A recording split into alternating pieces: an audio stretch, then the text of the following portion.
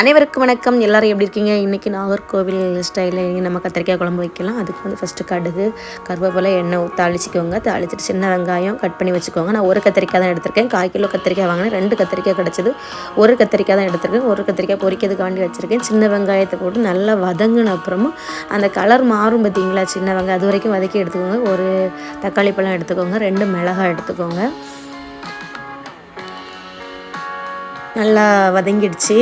இதில் வந்து தண்ணி நம்ம ஊற்றிக்கலாம். தண்ணி ஊற்றி இனி கத்திரிக்காவை போட்டு அதில் தக்காளி பழம் போட்டுட்டு 2 மிளகாயும் கட் பண்ணி இதுக்குள்ளே போட்டுட்டு அப்படியே நம்ம மூடி வச்சிடலாம்.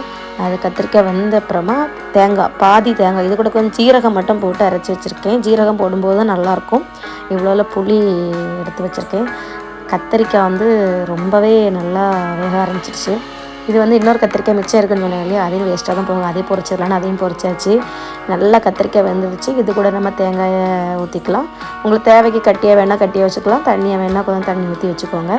புளி தேவையான ஊற்றிட்டு வத்தல் தூள், மல்லித்தூள், மஞ்சள் தூள் இந்த 3மே போட்டு நல்லா மிக்ஸ் பண்ணிவிட்டு இது கூடவே உப்பும் போட்டுக்கோங்க. உப்பும் போட்டு நல்லா மிக்ஸ் பண்ணிக்கோங்க. நல்லா குழம்பு கொதிக்க ஆரம்பிச்சிட்டு இப்போவே அந்த குழம்பு சூப்பராக வர ஆரம்பிச்சிருச்சு. கடைசியாக கொஞ்சம் கருவேப்பிலை போட்டு சிம்மில் போட்டு மூடி வச்சுருங்க.